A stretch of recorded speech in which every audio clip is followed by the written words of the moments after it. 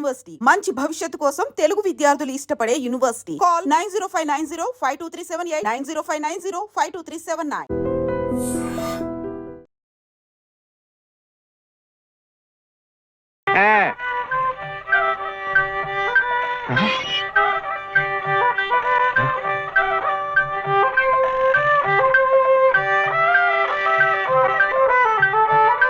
అయ్యో అమ్మో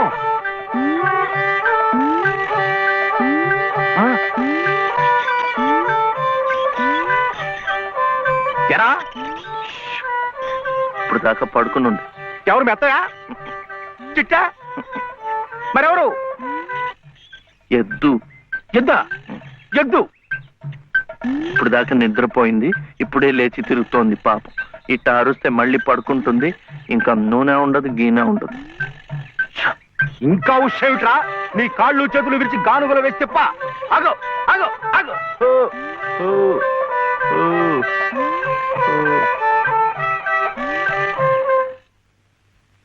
చెప్పానుగా పడుకుంటుందని. ఇప్పుడు కాడి మెడ మీద వేసుకుని నువ్వే తిరుగు. తిరుగుతాను లే రే ఆ నూనెంతా డబ్బాలోకి ఎత్తావు. ఎంత నూనె తగలడిపోయిందో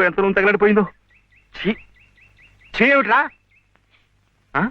ఇది అమ్మకూడదు, మట్టిలో కలిసిపోయింది. ఒంటికి రాసుకుని తలంటుకో. అంటుకుంటా కాంతం కాంతం నువ్వు వెళ్ళి పత్రం పట్టరా. రౌతు కొద్ది గుర్రమని ఊరికే అన్నారటో. బుర్రలేని వెధవ కూర్చున్నాడని తెలిసి అది వెనక్కి తిరిగి తెచ్చింది.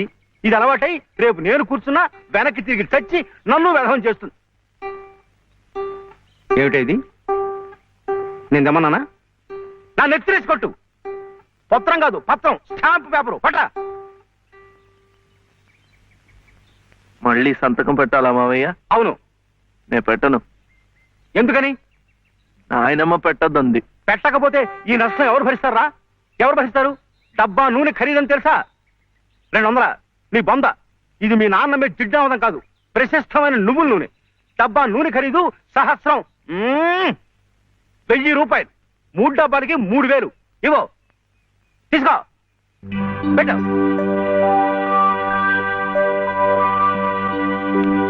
ఇది పెట్టింది, ఇది పెట్టింది, ఇది కూడా పెట్టింది. ఇది పెట్టలే. ఏమిట్రా అది? మళ్ళీ సంతకం పెడుతున్నావా? మావయ్యకు చాలా నష్టం వచ్చిందట, 3 సహస్రాలు. ఎవరు చెప్పారు? ఏమయ్యా రే లే, మళ్ళీ ఇలాంటి సంతకాలు పెట్టావంటే ఒళ్ళంతా బాధలు పెడతా, జాగ్రత్త. నష్టం వచ్చిందట, నష్టం. ఇంతవరకు ఆయన గారు పెట్టించుకున్న సంతకాలు చాలు. నువ్వు జన్మంతా తప్పులు చేసినా ఆయనకేం నష్టం రాదు. వెళ్ళి స్నానం చేసినప్పుడు. ఏమిటండి మీరు కూడాను? ఎంత నష్టాన్ని భరించమంటారు? నిండా ముంచేస్తుంటాను. నిక్షేపం లాంటి నువ్వులోనే పిల్ల కాలంలో ఎలా ప్రవేశిస్తుంది చూడండి. పద్దు పద్దు నువ్వు కాదయ్యా రాయాల్సింది. నీ పాపాల పద్దు నేను రాయాలి. నా ఇల్లంతా హక్కు భక్తం చేసుకున్నందుకు రాయాలి. వాడి పొలం చేస్తున్నానన్న పేరుతో ఎక్కడికక్కడ పందిపొక్కులా మెక్కుతున్నందుకు రాయాలి. నా బిడ్డ పోయిన 3 నెలలకే మళ్ళీ పెళ్లి చేసుకుని మమ్మల్ని ఎలా హింస పెడుతున్నావని రాయాలి. అనంత గారు అనండి. ఇంతకాలం మీ ఇంటి కుక్క కాపలా కాస్తున్నందుకు మీరు అనాల్సిందే, నేర్పడాల్సిందే. ఊరికి నేను ఎందుకంటారయ్యా? పాపాలు చేస్తుంటే అంటారు. మనిషికి ఒక మాట. గొడ్డుకో దెబ్బని నన్ను గొడ్డంటావా? చూసువా, సతీ తులసి లాంటి దాన్ని నా నోటితో ఆ మాట అనగలనా? పిన్ని గారు సామెత మర్చిపోయారేమో అని. నువ్వు సత్తి తెలుసు సరే. ఏమిటా శబ్దాలు? ఇంట్లో ఎవరున్నారు? సతీ సావిత్రి లాంటి దాన్ని నన్ను అనుమానిస్తున్నారా? లోపల శబ్దాలు అవుతుంటే సత్యవంతుడికైనా సరే అనుమానం.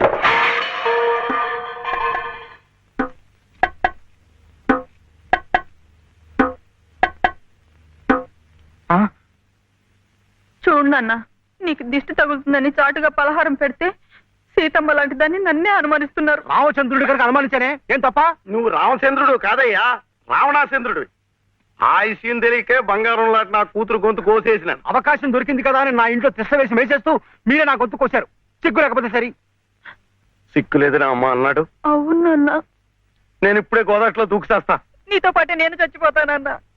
రా తల్లి. అగో, ఇదే ఈతల పోటీలు అనుకున్నారంటే ఒకళ్ళ వెనకాల ఒకళ్ళు దూకడానికి చావడానికి మీరెవరు చావక్కర్లేదు. మీరు ఇక్కడే.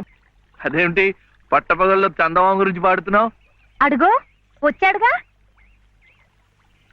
ఎక్కడా? ఏడి? నువ్వే. ఏ కాదా? గుండ్రటి మొహం, చక్రాల్లాంటి కళ్ళు, ఎన్నెలల్లే నవ్వు. అయితే పాడుకో. ఏ శివయ్య, కాస్తిటొచ్చి ఈ ప్రద్దెళ్ళు అందడం లేదు. వీపు అందకుండా ఎందుకు పెట్టుకున్నావు? మీ ఆడాళ్ళతో. అవును, వెంకటస్వామి తాళ్ళిబొట్టు తీసుకురాగానే నీకు పెళ్లి అయిపోతుంది అన్నమాట. ఎట్టా అవుద్దయ్యా, నాకంటే పెద్దాడివి, నీకే కంది. నన్ను చేసుకోనందిగా, ఇంకెట్ట అవుతుంది? ఎవరంది? మా మావయ్య కూతురు చిట్టి. బంగారు కొండవి, నిన్న అంది. ఎందుకంది? మా నాయనమేమో శివయ్యని నీ మొగుడు చిట్టి అంది. చిట్టేమో నేను నీ పెళ్ళానా బావా అని నన్ను అడిగింది. నాకేం తెలుసు, నానమ్మ నీ అడుగు అన్నాను. అన్నిటికీ నానమ్మ అనేవాడికి పెళ్ళందుకు పెళ్ళందుకు అని చెప్పి నా తల మీద మొట్టకాయ వేసి వెళ్ళి ఓసి పిచ్చి మొద్దా, మంచి పని చేసిందిలే. ఇదిగో ఓ మంచి లగ్గం చూసాయి, మన ఇద్దరం మనవాడేద్దాం. ఏంటి శివయ్య, వింటున్నావా?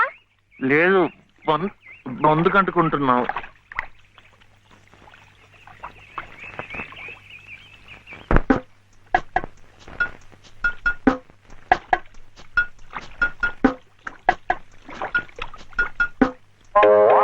ఏం శివయ్య, పెళ్ళనగానే చేతికేదో కరెంట్ వచ్చినట్టుగా ఉంది. అంటే కర్మ, మను అయితే మన ప్రేమ పట్టపగ్గాలు ఉండవు. ఊరి సచ్చినోడా నువ్వా? ఎల్లెలా ఏటే సుబ్బులు, చెయ్యి మారగానే సాకు తగిలిందటే చుట్టుకున్నట్టుకున్నావు. పట్టేవాళ్ళ బుద్ధేంటో ఆ చెయ్యి వాటంలోనే తెలిసిపోద్ది. అమ్మా!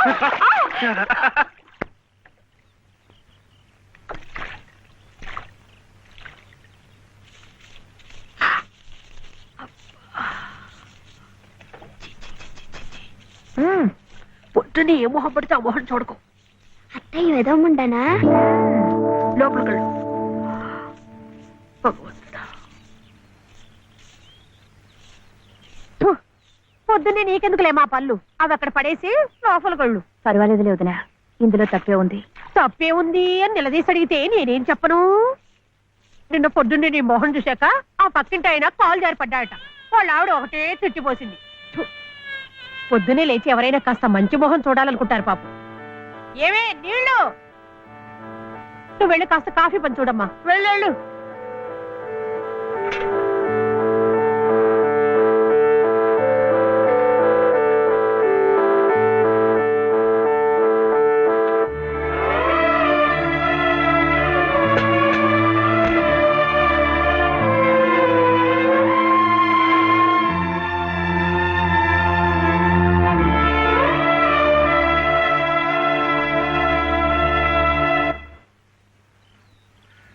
లలితమ్మ గారు, లలితమ్మ గారు, లలితమ్మ గారు.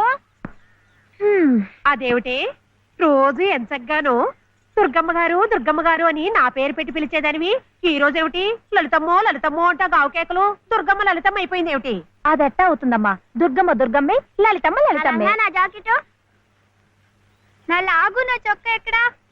ఇదిగో బాబు, తమ చీరలు 2 రాసుకోండి. ఒరే చెంప అక్కడ పెట్టరా.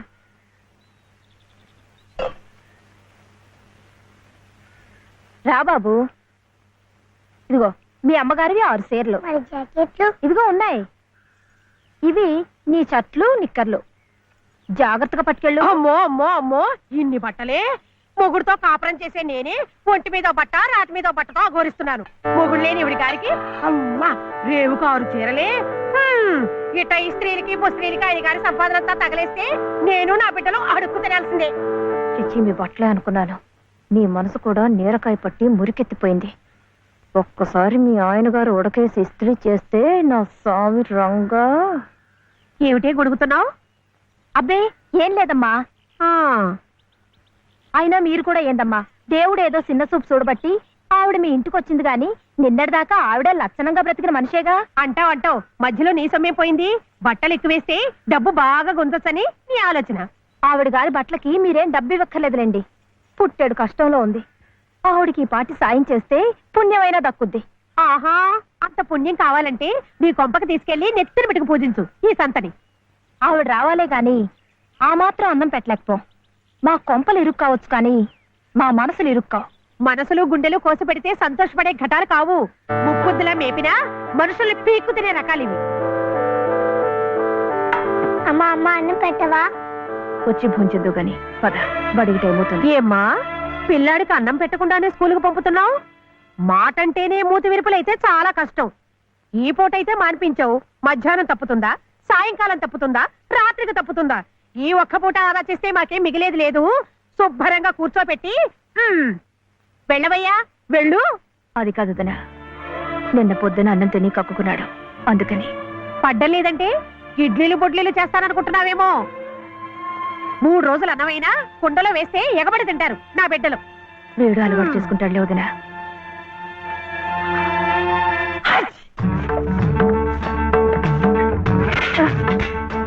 ఇక్కడ గొడిగే. నీకు వర్షం వస్తుందేమోనని. సరే సర్లే, ఎక్కడైనా పెట్టు. రామ రామ. ఏయ్, ఇక్కడ కాదు అక్కడ.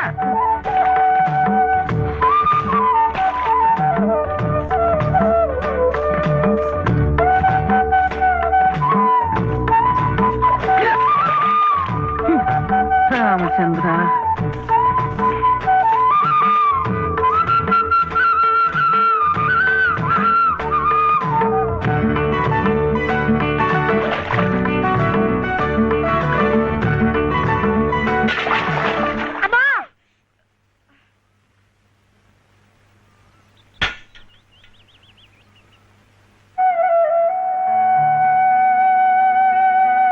అయ్యయ్యో, ఏమిట్రా ఈ తలతిక్క పనులు?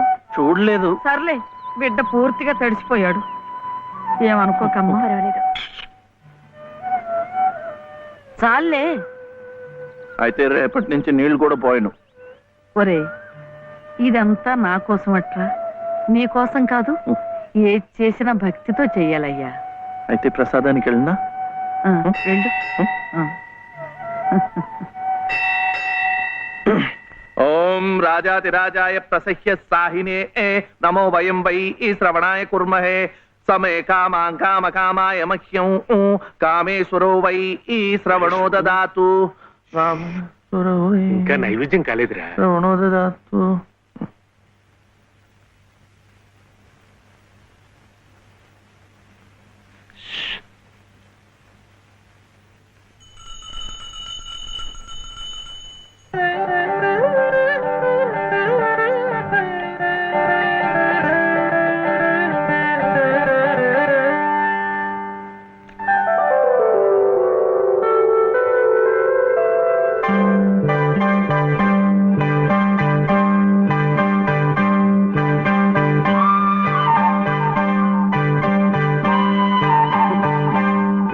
చూస్తున్నానులేండి, మీరు తినకుండా అంతా బాబుకే తినిపిస్తున్నారు.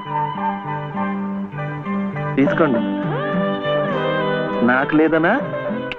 నేను మళ్ళా అడిగితే ఇస్తారు. ఈ గుడి మాకు బాగా తెలుసు. నేను మా నానమ్మ రోజు వచ్చి ఇదంతా కడిగి ముగ్గులేస్తాంగా. తీసుకోండి, తీసుకోండి. తీసుకోమ్మా.